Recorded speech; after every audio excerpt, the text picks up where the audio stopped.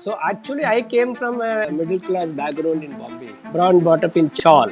Literally, we had families from Kanyakumari to Kashmir. Most of us didn't have space inside the house, so we come home only to eat and sleep. But 80 families living in one compound, so everybody has to stand in a queue. And then, if anybody takes more than 2-3 minutes, the knock will come on the door. The difficult part was the noise level because those days the radio had just come and every family had one radio and they'll put it loudly on. You just learn to adjust to everything in life.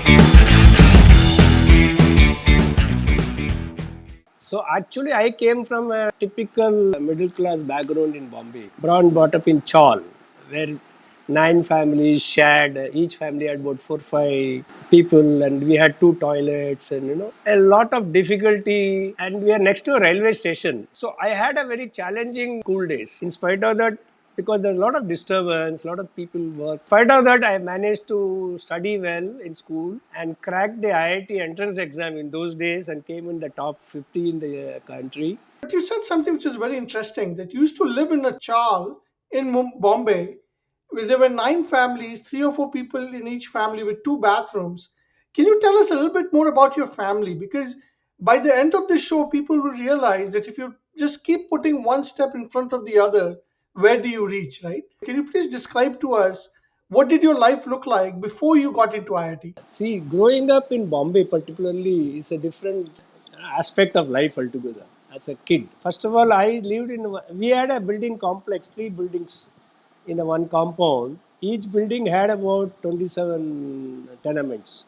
A tenement is simply like a box-like room, 240 square feet, which is divided by partition into 3 parts, in which the last part is the balcony, the middle portion is some kind of a kitchen and a small mori and a place to sit and eat. And the front part is that's a room where you can receive guests and all. And there's a common corridor and 9 houses in each floor. At the end of that, there is a common toilet and bathroom. The bathroom we had inside the house is to take care of our hand wash and all. Taking bath and toilet, we have to go out. And 45 people are running in the morning. So the shift 4 o'clock in the morning, the ladies will go and use the toilets because they have to do it before the men start. And then the older men who have to start to go to work, they will. So everybody has to stand in a queue. And then if anybody takes more than 2-3 minutes, the knock will come on the door. So you have to learn to do it fast. And I was one of those guys who was always very late in the bathroom. When I was growing up, apart from this kind of a background, in my family, we were a very typical South Indian Brahmin family. But in that building, literally, we had families from Kanyakumari to Kashmir.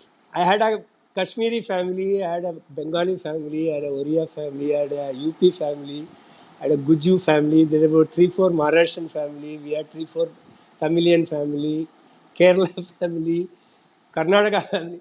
So what happened is there are 3 building complex like that. But 80 families living in one compound. So most of us didn't have space inside the house. So we come home only to eat and sleep.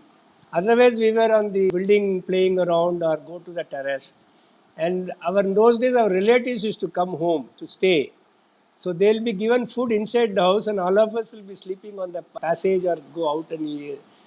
It was so interesting. But most difficult part was the noise level because those days the radio had just come and every family had one radio and they'll put it loudly on. And in that condition, I had to concentrate and Yes, study. And I still managed to study and come first right. to the class throughout my school career. That's a fabulous story. Srini, in fact, one thought came to my mind when you were describing the room that there's a place with 3 partitions and 3 areas. Nowadays, the posh word for that is a studio penthouse. It's a small studio penthouse because it's open plan. No, no, this is not a penthouse. You just learn to adjust to everything in life. You learn to adjust to human being because we lived in a community and we became multilingual. I knew at a time when I was a youngster could talk fluently Marathi, Gujarati, Tamil, English, Hindi. and I could understand all the other language spoken. Even today, I can understand all the Indian languages when they're spoken.